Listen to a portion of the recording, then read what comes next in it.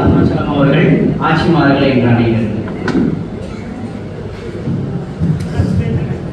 அனைத்து ஆட்சிமார்கள், செட்டியார்கள், அண்ணன் ஆட்சி எல்லாருக்கும் இனிய மதிய வணக்கம்.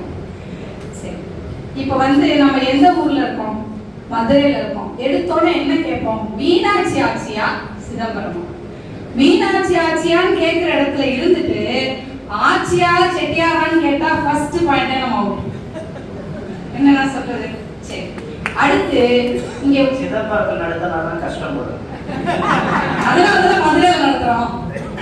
நம்ம அண்ணன் எல்லாம் சப்போர்ட் பண்ணுவாங்க. அடுத்து இப்ப நிறைய பேர் இங்க உட்கார்ந்துருக்கோம். கம்ப்ளீட்டா எத்தனை ஆட்சிமார்கள் இங்க இருக்காங்கன்னு பாருங்க. அண்ணன் எவ்வளவு பேர் இருக்காங்கன்னு பாருங்க. அப்ப ஆர்வம் யாருக்கு அதிகமா இருக்கு?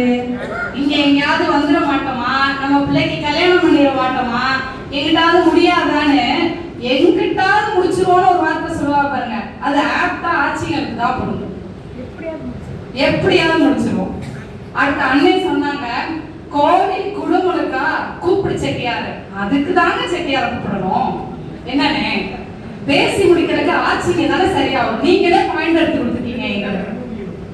அப்புறம் செட்டியார்களுக்கு புரிய வச்சு அப்படின்னு அவங்களே ஒத்துக்கிட்டாங்க. செட்டியாருக்கு புரிய வைக்கிறது அந்த ஆட்சியை கேட்டா சொல்லுவாங்க, எங்க செட்டி வருவாரு, அவருக்கு புரிய வச்சு அப்படின்னு நாங்க ஒரு இக்கு ஒவ்வொரு விஷயத்தையும் ஆட்சிங்க மூலமாவே நடத்திக்கிறோம். ஆட்சிங்க வச்சதா சட்டம் அப்படின்னு நம்மளே சொல்றோம். ஆனா இவங்கெல்லாம் ஸ்பேஸ் கொடுத்துருக்காங்க செட்டியாருங்க. நான் இல்லைன்னு சொல்ல மாட்டேன். ஆனா அந்த ஸ்பேஸ் கொடுத்தனால நம்மளால ஒர்க் பண்ண முடியும். கரெக்டா நம்ம அதை எக்ஸிக்யூட் பண்றோம். அந்த இடத்துல ஆட்சிங்க நிக்கிறாங்க. அதுக்கப்புறம் மணிமேகலை ஆட்சி அவங்கள சொல்லும் போது சொன்னாங்க, 3 பிள்ளைங்களையும் நல்லபடியா கல்யாணம் பண்ணி கொடுத்தாங்க அப்படின்னு சொன்னாங்க. ஆட்சி முன்னிலை அதையும் அவங்களே சொன்னாங்க. அதுக்கப்புறம் இன்னொரு விஷயம் சொன்னாங்க, விசாரிக்க போறோம், கல்யாணம் விசாரிக்க போறோம் அப்படின்னு சொன்னாங்க. சரி, கல்யாணம் விசாரிக்க போகும்போது செட்டியார்கிட்ட கேட்பாங்க. அந்த செட்டியார் சொல்லுவாரா, அதெல்லாம் நல்ல இடம்பா செஞ்சிடலாம் அப்படின்னு பார்த்து யாருமே தெரியாது. நல்ல இடம்பா செஞ்சிடலாம் சொல்லுவாங்க. ஆனா ஆட்சிங்க அப்படி இல்லை. உள்ளதை உள்ளபடி மட்டும்தான் சொல்லுவோம். எது உண்மையோ அதை சொல்லிடுவோம். அதுக்காக பொய் சொல்லி கல்யாணம் பண்ணலாமா? அது தப்பு தானே. அதுக்கப்புறம் இன்னொரே ஒரு பாயிண்ட், எந்த குழந்தையும் நல்ல குழந்தை தான் மண்ணில் பிறக்க இல்லை. அவர் நல்லவராவதும் தீயவராவதும் நம்ம ஆட்சிங்க வளர்க்கிறீங்க. சரியா? அப்ப ஸ்டார்டிங்ல இருந்தே ஒரு குழந்தைய வளர்க்கும் போது, இன்னைக்கு ஒரு பொம்பளை பிள்ளை பிறந்துச்சுன்னா அவங்க ஆத்தா வீட்டுல ஏதாவது நகை கொடுக்கும் போது இவங்க சொல்லுவாங்க, ஆத்தா எனக்கு கொடுக்காத, இந்த பிள்ளைக்கு எது நல்லா இருக்குமோ அதுக்கேற்ற மாதிரி கொடுங்க. அப்புறம் ஒரு சடங்கு வருதா, தேங்காய் சட்டி கொடுங்க. ஏன்னா அடுத்த நாளைக்கு கல்யாணத்துக்கு வைக்கும் போது அந்த பிள்ளைக்கு அது உதவும். அதே மாதிரி ஒவ்வொரு முடிவும், ஒரு பையன் பிறந்தா அவன் இந்த காலேஜ்ல தான் படிக்கணும், இதை தான் படிக்கணும்னு ஆட்சிங்க தான் முடிவு பண்றாங்க. அவங்க சொன்னாங்க 10 பிள்ளை, கரெக்ட். அவங்க கொண்டு போய் அவங்க போயிடுறாங்க.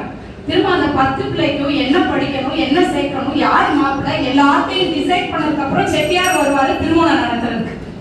அப்ப அந்த குழந்தைக்கு எங்க ஆயா இருக்காங்க, ஏதாவது 2 சாமான் வாங்கினாங்கன்னா 2 ரூபா வாங்குவாங்க. ஏன்னா அடுத்து அவங்களுக்கு அது தேவைப்படுதோ இல்லையோ அடுத்த 2 பிள்ளைகளுக்கு அதை தூக்கி வைப்பாங்க. அப்படிதான் நம்ம ஆயாக்களும் அப்பத்தாக்களும் பண்ணியிருக்காங்க, நம்ம பார்த்துருக்கோம்.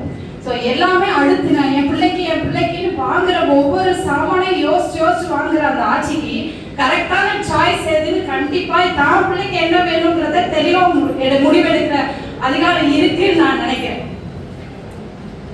ஒரே ஒரு பாயிண்ட், ரிஸ்க் எடுக்கணும் லைஃப்ல. இப்ப ஒரு படம் பார்க்குறோம், அந்த படத்துல ஹீரோ ஹைட்ல இருக்காரு, நல்லா சூப்பரா பெர்ஃபார்ம் பண்றாரு, போறாரு வராரு, ஜெயிக்கிறாரு. முடியுமா? படம் பார்க்க பிடிக்குமா? அவர் அப்படியே போயிட்டே இருப்பாரு. அதை விட்டுட்டு அங்க ஒரு வில்லன்னு ஒருத்தர் வரணும். வந்தாதான் அவர் எப்படி அடிச்சு ஜெயிச்சு சக்சஸ் பண்றாருங்கிறது இன்ட்ரெஸ்டிங்கா இருக்கும்.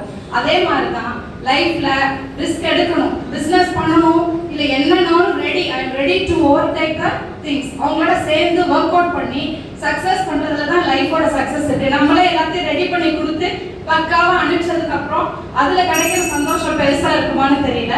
ஃபைனலி ஒரே ஒரு பாயிண்ட், இப்போ பெட்டியை தூக்கிட்டு பொண்ணு வீட்டுக்கு வந்தாங்கன்னா அப்பா சொல்லுவாரு, 2 நாள் கழிச்சு நான் என்னன்னு கேட்கிறேன், பொண்ணு 2 நாள் வீட்டுல இருக்கட்டும், இல்லைன்னா 2ல 1 பாக்குறேன் அப்படின்னு செட்டியார் சொல்லுவாரு. அதே ஆட்சி சொல்லுவாங்க, 2 நாள் வேணா 2ல 1 நீங்க பார்க்க வேணாம், பெட்டி எப்படி தூக்கிட்டு அப்படியே வீட்டுக்கு போயிரு, செட்டியாரோட வந்தா வீட்டுக்கு வா, இல்லைன்னா வெளியே போயிருங்க. வளர்க்கிற விதத்திலே அந்த குழந்தைய சின்ன பிள்ளையில இருந்து ஒவ்வொரு ஸ்டேஜ்லயும் நாங்களே எங்க மாமியார் பெற்று தான் அடிபட்டோம். இப்படித்தான் வாழ்க்கைனா இருக்கும். நீ போ, நாளைக்கு லைஃபை ஃபேஸ் பண்ணு, ரெடி டு ஃபேஸ் ஆல் அப்டக்கிள்ஸ்னு ஆட்சி சொல்லி தைரியம் கொடுத்து அனுப்புறதுனால ஒவ்வொரு பெண்ணும் லைஃப்ல சக்சஸ்ஃபுல்லா வருவாங்க. இதை ஃபாலோ பண்ணுவோம் நம்ம எல்லாரும் நினைக்கிறேன். Thank you so much. A good start is half done.